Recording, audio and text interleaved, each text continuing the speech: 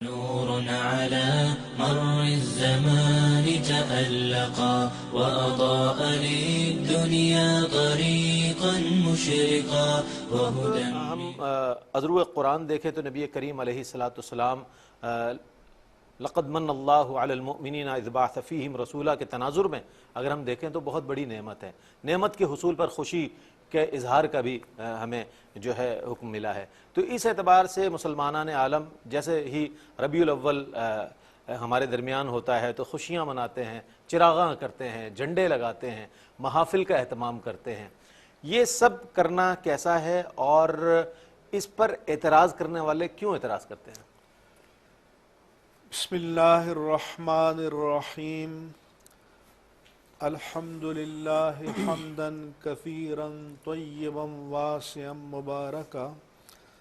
الصلاة والسلام علی رسول اللہ صلاة دائما ابدا وعلی آلہ الکرام وصحبہ العظام. اسلام دین فطرت ہے. اسلام دین توسط و اعتدال ہے اور اسلام دین حکمت ہے. دوسری بات یہ کہ اسلام میں احکامات کا اپنا اپنا اسٹیٹس، اپنی اپنی حیثیت، اپنی اپنی تدریج ہے. مثال کے طور پر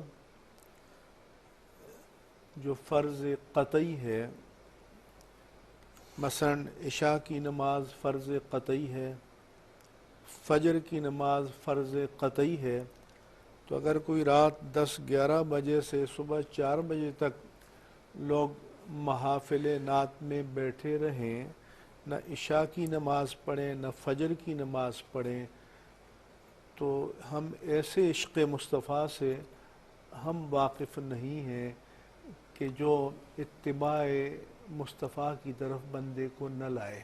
ٹھیک ہے. اور یہ رات بھر کا نعتیں پڑھنا، جاگنا، یہ فرض نماز کا متبادل نہیں ہو سکتا. اور میں تو عید کی نماز میں جب لوگ آتے ہیں بہت بڑا اجتماع ہوتا ہے، ماشاءاللہ. تو میں کہتا ہوں کہ جس نے فجر کے فرائض نہیں پڑھے وہ پہلے فرض پڑھے، واہ واہ. کیونکہ وہ فرض نماز ہے. اور عید کی نماز ہمارے امام اعظم کے نزدیک فقہ حنفی میں واجب ہے، باقی ائمہ کرام کے نزدیک سنت ہے. تو جو لوگ سنت کو یا نفلی عبادت کو بارے میں یہ سمجھیں کہ یہ فرائض کا متبادل ہے، یہ قطعاً درست نہیں ہے اور یہ شریعت کی صحیح تعبیر نہیں ہے، اور یہ عشق و محبت مصطفیٰ صلی اللہ علیہ وآلہ وسلم کا صحیح مظہر ہے. حدیث پاک میں تو رسول اللہ صلی اللہ علیہ وسلم نے فرمایا کہ اللہ فرماتا ہے کہ میرا بندہ جو میرے سب سے زیادہ قریب ہوتا ہے مما افترضت علیہ، ان فرائض کو ادا کر کے ہوتا ہے جو میں نے اس پر فرض کیے ہیں.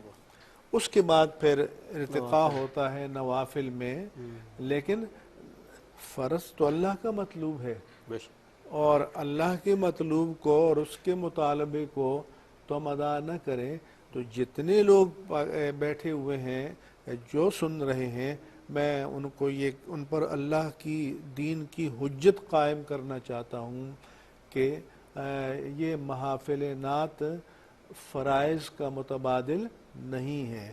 جو فرائض کو ادا کرنے کے بعد بیٹھتے ہیں، باوضو ہو کر بیٹھتے ہیں، تو اچھی بات ہے، بہت اچھی بات ہے. اس کے ساتھ ساتھ میں یہ کہنا چاہتا ہوں کہ لاؤڈ سپیکر کو اتنا دور دور تک لگا دینا کہ جو لوگ ارادتاً نیت سے خواہ محفل قرات ہو یا محفل نعت ہو اس میں شریک ہونا نہیں چاہتے، تو ان پر آپ جبر نہ کریں. جب کوئی تنقید کرتا ہے تو کہتے ہیں جو گانے بجانے والے لگاتے ہیں، تو کسی کی غلطی کو آپ اپنی غلطی کا جواز نہیں بنا سکتے. ٹھیک ہے. ہمارے فقہاء کرام نے لکھا ہے کہ اگر کوئی مسجد کی اپنے مکان کی چھت پر اونچی آواز سے تلاوت کر رہا ہے اور کوئی لوگ اپنے گھروں میں کام کاج کر رہے ہیں اور اس کا استماع نہیں کر رہے، یعنی توجہ سے نہیں سن رہے، تو انہوں نے تو سننے کا ارادہ نہیں کیا، آپ ان پر جبر کر رہے ہیں، تو آپ گنہگار ہو رہے ہیں کہ آپ قرآن مجید کی حرمت کو پامال کرنے کا سبب بن رہے ہیں۔ تو ایک تو میں یہ، اور آپ تو پڑھتے نہیں ہیں، اگر آپ انگلش اخبار پڑھیں تو لوگ پناہ مانگتے ہیں اس سے کہ ہمیں اس سے نجات دو۔ تو اب کیا ہم یہ دین کا کام حضور کی محبت کے نام پر کریں اور لوگوں میں تنفر پیدا کریں؟ وہ کہتے ہیں کوئی بیمار ہوتا ہے، کوئی طلباء ہوتے ہیں جنہوں نے اپنے امتحانات دینے ہوتے ہیں، کسی نے آرام کرنا ہوتا ہے، تو لاؤڈ سپیکر وہاں تک ہونا چاہیے کہ جہاں تک لوگ سننے کے ارادے سے وہاں آ کر بیٹھتے ہیں۔ اس کے علاوہ میں یہ کہنا چاہوں گا کہ بلا ضرورت سڑکوں کو نہیں بند کرنا چاہیے، اس لیے کہ جو رائٹ آف پیسج ہے یہ سب کا کامن رائٹ ہے۔ ہمارے استاد حضرت علامہ مفتی محمد عبد القیوم ہزاروی رحمہ اللہ تعالی، جامع نظامیہ رضوی اللہ کے محتمم، اور محدث اعظم پاکستان علامہ محمد سردار احمد صاحب رحمہ اللہ تعالی فیصل آباد کے تھے، ان کے استاد تھے، ان کے پیر تھے، تو کہنے لگے کہ وہ لاہور آئے اور ہم ان کو لوہاری گیٹ کے اندر اپنے جامعہ میں لانے لگے، تو جیسے عقیدت مندوں کا ہوتا ہے کبھی ہٹو راستہ خالی کرو، راستہ بنانے کے لیے لوگوں کے ادھر ہٹانا ادھر ہٹانا، تو انہوں نے فرمایا کہ نہیں، جیسے میرا حق ہے یہاں پر ایسے دوسروں کا بھی حق ہے۔ تو اسلام تو وہ دین ہے، وہ جو اماطۃ الاذى عن الطریق کے سارے مصداق ہیں نا، سب چیزوں پر عمل کرنا چاہیے۔ تو اس لیے اول تو یہ ہے کہ لوگوں کو تکلیف نہیں دینی چاہیے، اور اگر کہیں کوئی متبادل نہیں ہے تو پھر انتظامیہ سے اجازت لینی چاہیے تاکہ وہ ٹریفک کو دوسری طرف ڈائیورٹ کریں۔